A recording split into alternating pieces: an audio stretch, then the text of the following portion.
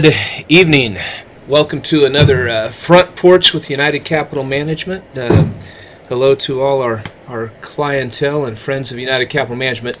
This evening we are sitting here with, he's not live on my front porch, but Michael Bays in Atlanta, Georgia, or what could Atlanta, Georgia, Alpharetta, Georgia, just on the outskirts of Atlanta. You can probably tell from my voice I'm okay. a native of Was Atlanta. that sarcasm? Because I see. Yeah. That's All right. sarcasm. With That's that, the English sarcasm coming in there. Sorry about that. As we get to know each other, okay. you'll I hear a met lot more of it. Michael at the AC Wainwright conference in early September in New York, and we were both there for Yep, the better part of a week.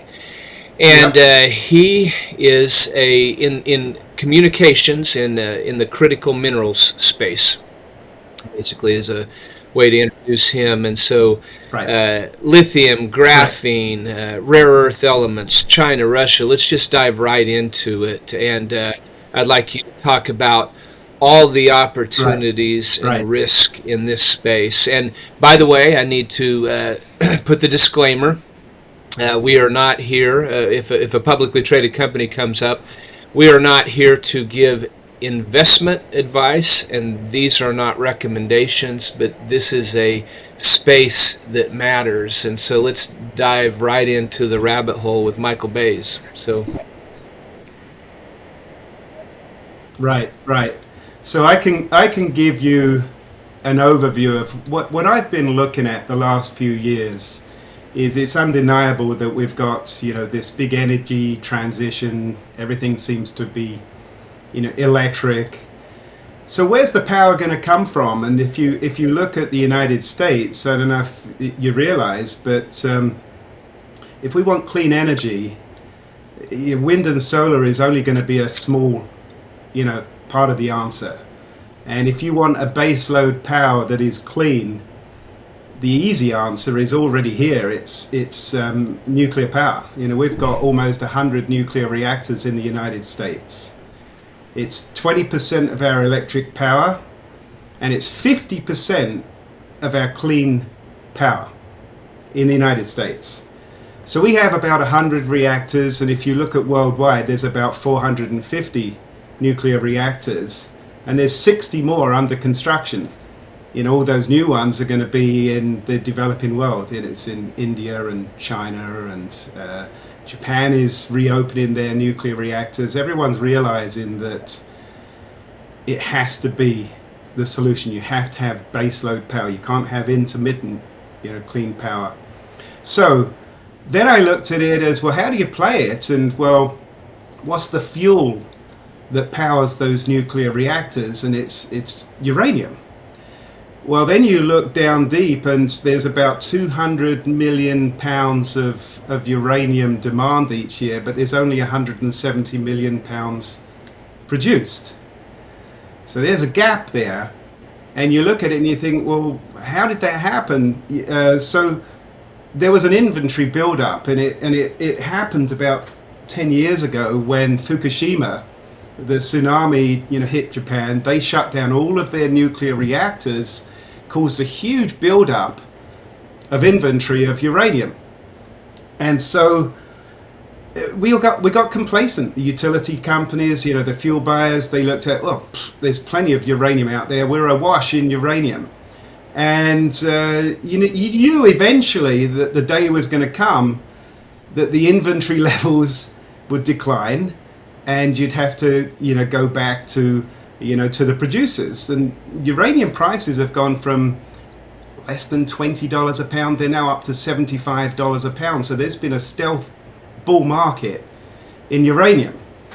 Then you look at, okay, we're at that critical point now where utility companies are looking, where are we going to get that uranium from?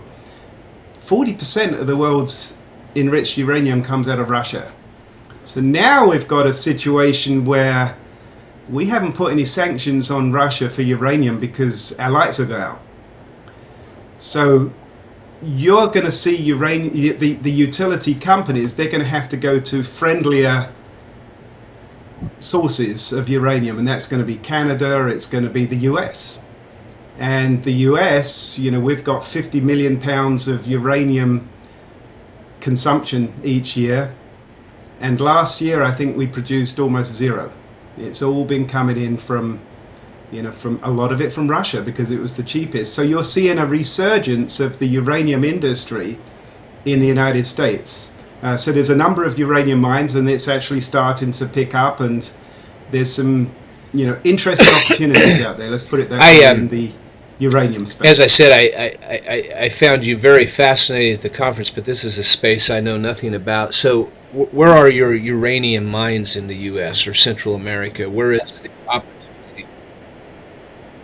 They're typically in the South, Utah, New Mexico, down that area, and then you've got up in Wyoming. There's Gotcha. quite a So where bit of there's uranium up there as well. copper and silver mining, where there's coal, there's uranium. Yeah, Okay. you're exactly right.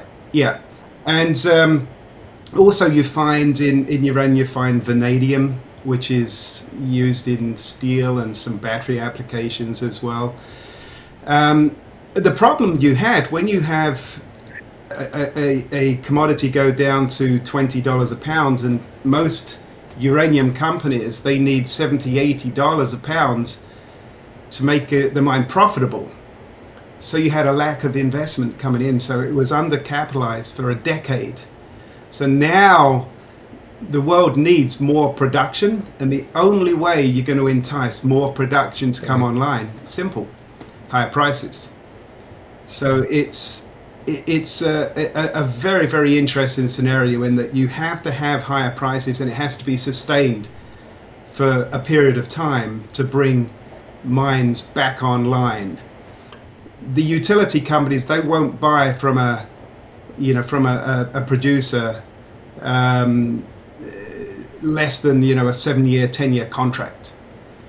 So you're going to have a number of these mines come back online here in the years ahead.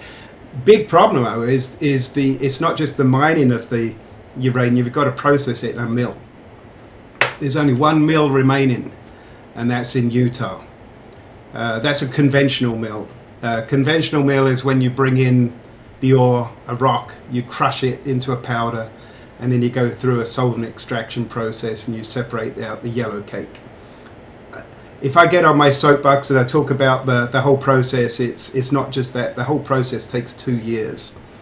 You produce the U3O8, that's the yellow cake, it then converted, that's a different facility, into a gas, then goes to an enrichment facility where they have the centrifuges spin it, and it's enriched, and then it's fabricated into the fuel rods. So Okay, where are the mills located with greater technology, or is that the case anywhere? A 2-year process? Well, so the one remaining mill is in a very remote location in Utah. There are other methods of producing uranium, what they call in situ recovery, and they're the other mines that are in the likes of Wyoming, where you basically got a wellhead, you drill down, you inject fluids in, you bring it back up, and then you process the uranium there as well. And there's a few in uranium. So we've got, as a country, we've got decent capacity, but there's only one conventional mill. Other countries are Russia, China, Canada, where? Yeah, Canada is actually Canada is the biggest producer in North America. A company called Cameco. It's a very large company. They are the biggest producer of uranium in North America. The lowest cost producer in the world is Kazakhstan. And Kazakhstan, they send their uranium to Russia for enrichment, and that's the issue that we have, is that we can't afford to stop doing business at the moment with Russia because 40% of the world's enriched uranium comes out of Russia. So Russia made a decision to essentially corner a market that it's not a huge market, but it's a really important market, and they've got us. We can't afford to stop doing business with Russia or importing their uranium. Okay, could you give us a thousand for a foot while. view on graphene, lithium, rare earth elements, the Right. China Yeah. problem?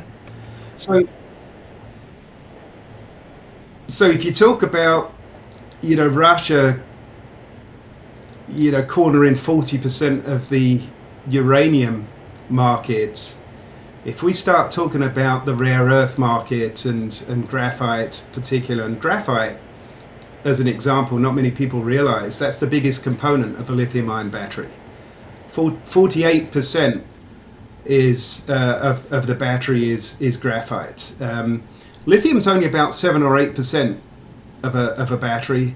Graphite is the anode, and there's no substitute. Okay, so if we look at how Russia has really cornered 40% of the uranium market, when we start looking at the other critical minerals, such as rare earth metals, graphite, China's pretty much got 90% of that market, and so we really are in a predicament there.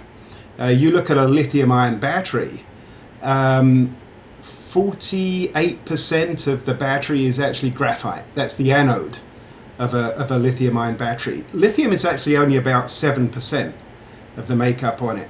So China just recently, they just imposed special licensing requirements to export graphite out of China. So in the United States, we've got, I think, 38 of these gigafactories being built. China's got about 300 gigafactories under construction. So they're looking to own the EV market. And they're already planning years ahead in saying, we're going to restrict the amount of graphite we're going to sell to the West. So we're in a predicament there as well. You've got a lot of electric vehicle manufacturers that are betting their future on electric vehicles, but China is way ahead of us, and they're cornering that critical minerals space. And so what you're going to find is you are going to find the graphite, the graphene manufacturers in the West, they have to get up and running, and probably you'll see some of the EV companies, the big car manufacturers, they're going to have to go upstream and partner with the critical minerals, the miners. Just as they've done in lithium, you're probably going to see the same with other minerals as well.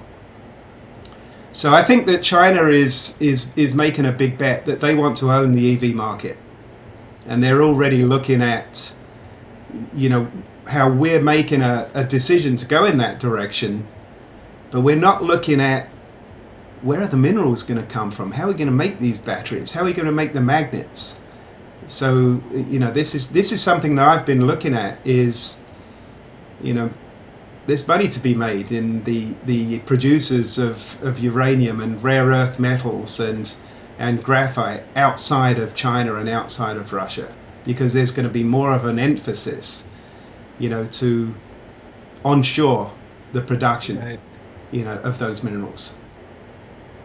So it can get very complex, and you can get down, really down in the weeds and talk, nitty gritty on these companies. But to me, it's an exciting space, and I think there's a bull market that's starting to happen already in uranium. But I think it's going to get very interesting with some of these other, rare earth and critical minerals. I would love to talk minerals out there. Individual stocks and your portfolio, but we better stay away from that, at least this evening. But what percentage of your portfolio, retirement or other, do you have parked in this space? Yeah. Oh, I'm I would say that any of your financial advisors would advise me not to do what I'm doing, but I'm I'm making a big bet, when it comes to a lot of the metals out there. I think we're starting a commodities bull market, but I do like I've got a big bet when it comes to uranium and rare earth metals and graphite. It's way more than any financial advisor would advise me to do. Um, touching on the rare earth metals, and I know I'm jumping around here, but the best ore that you can find, the heavy rare earth metals that you need to make a really powerful magnet that you need for an electric vehicle, it comes in Okay. a sand. It's called monazite sand, and it has titanium in it. It has the 17 different rare earth metals, but it also has thorium and uranium in it. So it's an issue for anyone that says they want to be in the rare earth metal space. That's all very well saying you want to do that, but do you have the license to extract the uranium and handle the uranium? It takes about 10 years to get that license. And so anyone that says that they're going to be in the rare earth space, be careful, because it's one thing to own the ore, it's another thing to be able to process it and separate it into the 17 different rare earth metals. In fact, in the United States, there's zero rare earth metal separation at the moment. So that's where China and Russia, there's one small place in Estonia that separates the ore into the 17 different rare earth metals. But it will be coming in the United States. But as you can probably imagine, it's complex, and the licensing is a Odd really really question, big deal. probably unimportant for our viewers. I'm just interested in it. Do you just travel on your computer, or have you visited a lot of these sites and companies? I actually went to the mill In Utah, or a couple of okay, times now, and I've in Utah. Yeah, believe me, if you're going to build a uranium processing mill, it's a long drive. There's no local okay. You flew airport, into as you Salt can Lake probably City and then imagine. drove for a very long time. Okay, Actually, I got you. flew into Durango in Uh, Colorado. That was because it's right in the Four Corners area, and I drove the 2 or 3 hours, to the processing mill, and it's the last remaining mill, and it's permitted for uranium production, vanadium production, but also they can separate the rare earth metals there as well because of that uranium content in it. Anybody else, it's a drawback, but for these guys, they're like, bring it on. We want it. We'll take out the uranium. We can sell it, and then they're going to be, probably next year, they'll be the first company in the US to be producing the separated rare earth metals. And there's only a few that you really want, but the EV companies, they want it for the magnets, for their high powered when I magnets, was a rare earth kid, we could magnets. drive to Durango fairly well. We were a lot closer than you in Atlanta, but Southwest Kansas. Yeah. Well, I used to visit quite regularly because Oh, my no kidding. daughter went And to school the there School of in, the in Mines, is Durango. that in Durango, or what is Yeah. Fort Yeah, no, that's Lewis? not. That's no. It Yeah, was Fort Lewis College there. yeah. Yeah, yeah, up on the hill. So no, I'd never heard of Durango. I Yeah, thought it you're was you're in you're Mexico, pretty but there is a close to there is a New Durango Mexico, in at least, Mexico. or near But there. So, yeah, yeah, yeah. So I've visited quite a few times. The mill had an open house just recently, and believe it or not, Miss America no was kidding. was there because she's a nuclear engineer, and she's a big spokesperson for clean energy and the misunderstanding of nuclear power. So there's a lot of people that went to Now, Blanding, I wouldn't Utah, hurt just to recently. reveal the answer, but is that mill owned by a publicly traded company? Okay. All right. Well, we can. It is, yeah, yeah, and as I say, it's the last remaining conventional mill in the United States, and 5 years ago, people looked at that as a liability because we were getting cheap uranium coming in from Russia, and they were very lucky in that they were able to, you know, hobble along. Basically, they were doing a lot of environmental cleanup, recycling. So a lot of abandoned uranium mines had to be cleaned up, and so you basically scoop up the dirt and the rocks and you process it through the mill to extract the uranium. So they were able to keep in business. And now, with the resurgence of uranium prices and the fact that rare earth metals is a very exciting topic as well, all of a sudden everyone is looking at Wow. at Blandin, Utah. Yeah, Is there anything you'd like to cover that we haven't covered this evening, or is that the good overview? yeah. I think that covers it. If you've got any of your viewers or listeners, have an interest, I can always, have someone that knows an awful lot more about the uranium and rare earth process.